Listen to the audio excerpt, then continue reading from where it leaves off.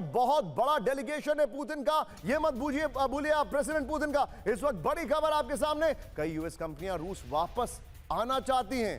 याद होगा अब जब वो चली गई तो वहां पर उन्हीं के फैक्ट्रीज में, उन्हीं की दुकानों में चाइनीज कंपनीज आ गई। ये आपको एक और फैक्ट बता रहा हूं, अलास्का में कंपनियों पर चर्चा हुई थी, कई यूएस कंपनियां रूस वापस आना चाहती हैं क्योंकि रशिया ने अपना एक पैरेलल इकोनॉमिक स्ट्रक्चर तैयार कर लिया और ट्रंप परेशान इसलिए हैं क्योंकि उनको डर लगता है कि अगर ब्रिक्स अपनी करेंसी ले आया तो फिर डॉलर का क्या होगा। ब्रिक्स एक बहुत बड़ी ताकत है, इसीलिए वो सारी ब्रिक्स कंट्रीज के खिलाफ भी हैं। ये पुतिन ने एक बहुत बड़ी मैसेजिंग दी है और ये उनका एक अपने आप में अचीवमेंट भी है। अमिताभ सर, क्विक टेक, इतनी खराब इतना फॉरेन रिजर्व कब्जा करके ले रखा गया है, सारी कंपनीज चली गई हैं वहां पर, उसके बाद भी वो इंसान सरवाइव कर गए वहां पर। देखिए, मैं जून जुलाई में रूस में था, आप देखेंगे वहां जितने भी अमेरिकी कंपनियां हैं उनको नए नाम देकर वहीं के लोग वहां चला रहे हैं, मैकडॉनल्ड्स हो, कैफे कॉफी डे टाइप जितनी भी चीजें हैं।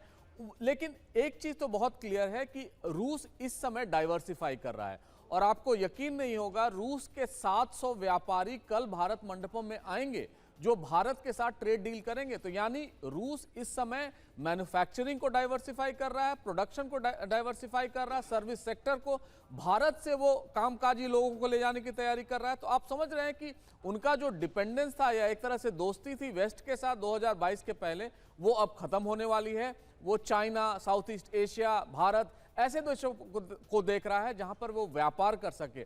और इस समय मैन्युफैक्चरिंग बेस जो रूस का है वो सबसे कम स्तर पर है, क्योंकि सोवियत संघ के विघटन के बाद उन्होंने मैन्युफैक्चरिंग बेस जो बनाया वो वेस्ट को डेवलप नहीं होने दिया। जितने वेस्टर्न प्रोडक्ट्स थे वो वहां भरते गए, इनके पास तेल का पैसा था। अब रूस को ये लगने लगा है कि वो पॉइंट टेकन सर, मैं आपको रोकूंगा। अमिताभ सर, एक और बड़ी खबर आ रही है, सीधे आइए ब्रेक करिए। देखिए जो बातचीत चल रही है, प्राइम मिनिस्टर मोदी और पुतिन की जो बातचीत हुई है, उसके साथ ये रूस केवल अपनी रक्षा कर रहा है। पुतिन ने बड़ा क्लियर कट स्टेटमेंट रखा है, पश्चिम ने यूक्रेन के हालात बिगाड़े। ये बड़ा हैरान करने वाला स्टेटमेंट इसलिए नहीं होना चाहिए क्योंकि प्रेसिडेंट पुतिन ने सबसे पहले बिल क्लिंटन जो कि रशिया आ रहे थे उनसे कहा था कि हमें नेटो का हिस्सा बनाओ, लेकिन बिल क्लिंटन ने उस वक्त कुछ नहीं बोला, फिर आगे कुछ नहीं किया। इस वक्त की बड़ी खबर, पश्चिम ने यूक्रेन के हालात बिगाड़े, ये बड़ी खबर। और इस सब के बीच में एक और बड़ी खबर आ रही है, सीधे ब्रेक करिए।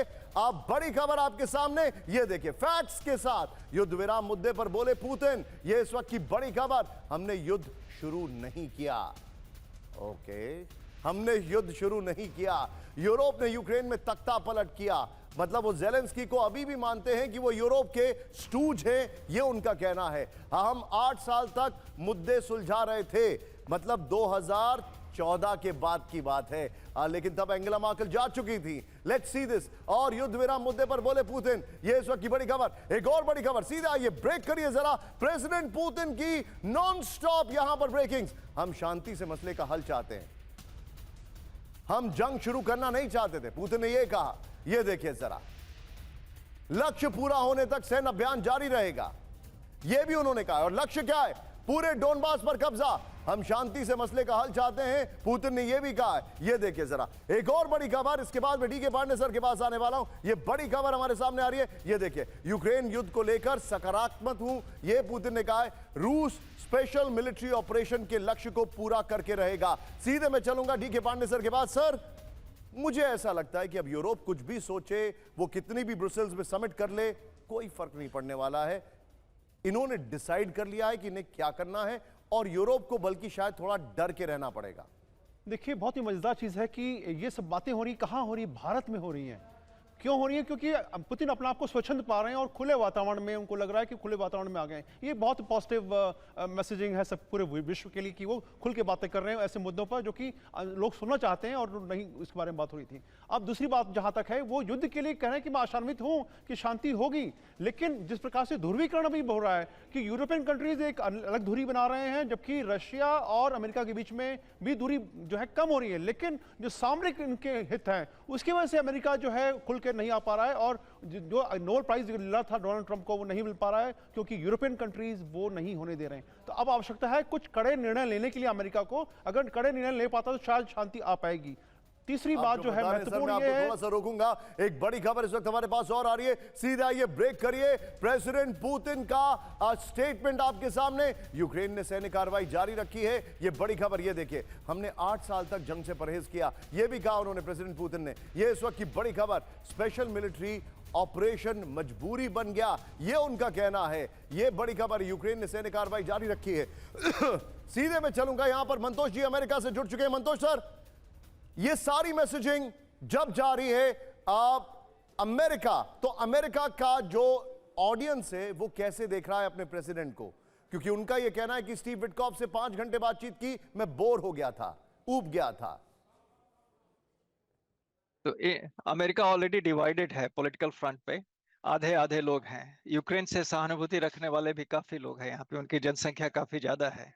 तो ये एक टैक्टिकल पोजीशन है, खास करके रिपब्लिकन लीडरशिप के साथ, पर्टिकुलरली पुतिन के साथ, जहां ट्रम्प का एक सॉफ्ट कॉर्नर है पुतिन से पर्टिकुलरली। इसलिए अगर आप वैसे सवाल पूछेंगे कि एज ए टोटल अमेरिका क्या देख रहा है और अमेरिका इस्टेब्लिशमेंट, करंट इस्टेब्लिशमेंट कैसे देख रहा है ये ट्रिप का, दोनों के 2 डिफरेंट आंसर आएंगे आपको।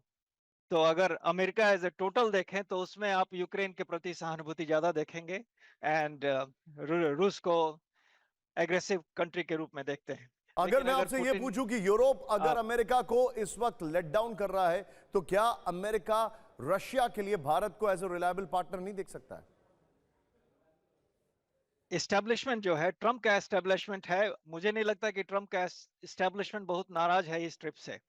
लेकिन अमेरिकन एडमिनिस्ट्रेशन, जो एस्टेब्लिशमेंट पुराना एडमिनिस्ट्रेशन है, वो नाराज है। ट्रम्प एडमिनिस्ट्रेशन एंड पुराना अमेरिकन एस्टेब्लिशमेंट, दोनों 2 चीज है, दोनों को 2 रूप में आप देखेंगे। तो पुराना एस्टेब्लिशमेंट जो है, जो अमेरिका के स्ट्रेटेजिक रूप में इंडिया को देखता है, पुतिन को शत्रु मानता है, यूक्रेन को नाटो के नजदीक मानता है, दे आर अनहैप्पी। लेकिन पुतिन का जो एडमिनिस्ट्रेशन, ट्रम्प का जो एडमिनिस्ट्रेशन है, वो पुतिन के ट्रिप को बहुत बुरा नहीं मान रहा है। सर अब आप ये देखिए, ट्रम्प के पहले टर्म में अगर मैं एग्जैजरेट नहीं कर रहा हूं तो वेनेजुएला में कू करने की कोशिश की, जिसमें कहा यह जाता है कि एक बड़ी खबर आ रही है, सीधे ब्रेक करिए इस वक्त। पहले सारी ये देखिए, अभी जो इंफॉर्मेशन आ रही है, ब्रेक करिए। पहली बड़ी खबर इस वक्त एक और हमारे सामने आ रही है, शांति वार्ता से ही जंग का हल होगा। एब्सोल्युटली, ये वो लाइन है जो प्राइम मिनिस्टर मोदी कह रहे हैं। शांति के रास्ते में यूरोप बड़ा बाधक है। दीपक सर के पास आ रहा हूं। यूक्रेन यूरोप जंग के पक्ष में है, पुतिन ने यह कहा है हम शांति से हल चाहते हैं। दीपक सर, यूरोप बड़ा बाधक है, पुतिन का स्टेटमेंट शांति के रास्ते में। बस सीधी बात यह है सर कि यूरोप की रेलेवेंस क्या रह गई है। ये जो जंग हो रहा है यूक्रेन और रूस के बीच में, इसका फैसला तो डोनाल्ड ट्रंप और व्लादिमीर पुतिन करेंगे। यूरोप फुदक रहा है साइड लाइनों पर, एक जमाना था, अरे जमाना चला गया, तो कुछ ना कुछ तो करेंगे। भड़का रहे हैं उस बेवकूफ को, सर्कस वाले को जो बेगिंस्की है, कि तू लड़ता रहे लड़ता रहे लड़ता रहे। सो he is absolutely right.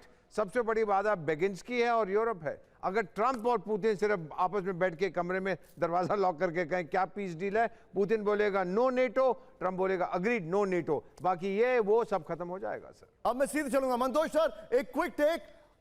Putin जो हैं उनको लेकर अभी तक जो सबसे ज्यादा सॉफ्ट कोई अमेरिकन प्रेसिडेंट रहा है तो वो है प्रेसिडेंट ट्रंप, लेकिन जिसने भारत के खिलाफ सबसे हार्ड स्टैंड लिया है वो है प्रेसिडेंट ट्रंप। क्या इस बैठक से प्रेसिडेंट ट्रंप का हृदय परिवर्तन कुछ होगा? नहीं, ट्रंप उतने ही अनप्रेडिक्टेबल रहेंगे, क्योंकि ट्रंप के अपने इंटरेस्ट हैं और बार्गेनिंग पॉइंट पे वो देखेंगे।